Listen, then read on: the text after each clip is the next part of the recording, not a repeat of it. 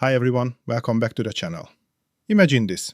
A simple light bulb experiment in the late 1800s accidentally unlocks the secret to powering the entire world of electronics.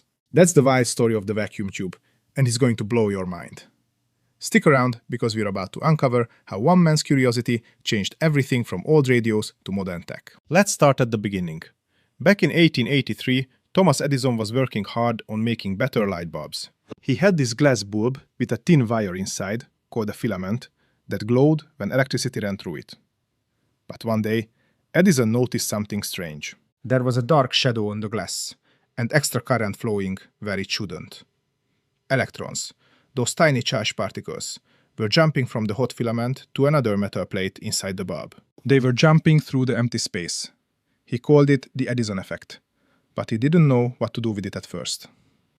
It was like finding a hidden door in your house that leads to a whole new world. This discovery was all about how energy flows in a vacuum tube. Picture it like this. Inside the tube, there's almost no air. It's a vacuum. You heat up a metal part, called a cathode, with electricity, making it super hot. When it's hot enough, electrons boil off the surface, like steam from a kettle. These free electrons float in the empty space.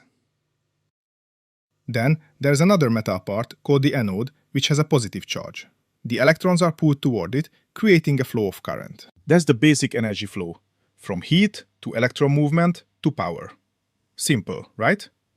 But it was groundbreaking because it let us control electricity in ways we never could before. Now, fast forward a bit. Scientists like John Fleming and Lee De Forest built on Edison's idea. In 1904, Fleming made the first real vacuum tube, called a diode. Then, in 1906, De Forest added a grid in the middle, turning it into a triode. This let us amplify signals, make weak electrical waves much stronger. But let's take an exciting detour here into the adventurous life of Lee De Forest himself, the man often called the father of radio. His story is like a real-life thriller. Born in 1873, De Forest was a dreamer who chased wireless communication after studying at Yale. He started companies to push his ideas, but oh boy, did he face drama. In the early 1900s, he founded the De Forest Wireless Telegraph Company with a shady partner who was more interested in quick money than science. They pulled off wild publicity stunts, like building a huge tower at the St. Louis World's Fair in 1904, with De Forest's name lit up in lights, broadcasting signals to wow the crowds. But betrayal hit hard. His partners defrauded him, and the company went bankrupt by 1906. Undeterred, he bounced back and patented the Odeon triode that same year. Then came more adventure. In 1907, he started another company and made history by broadcasting opera music from the Metropolitan Opera House to the public. Imagine the thrill. But scandal struck again. By 1909, shady business deals led to federal charges of mail fraud against him and his partners. De Forest stood trial, facing prison, but he fought back with passion, proving his inventions were real and not scams.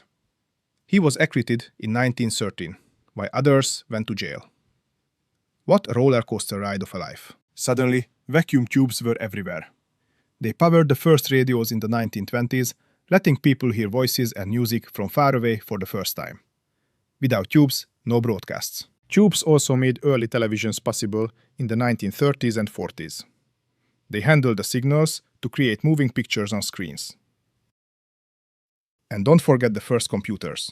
In the mid-20th century, machines like the ENIAC, that's the Electronic Numerical Integrator and Computer, used vacuum tubes to do calculations. ENIAC was a monster. It filled a huge room, weighed 30 tons, and had 18,000 vacuum tubes inside.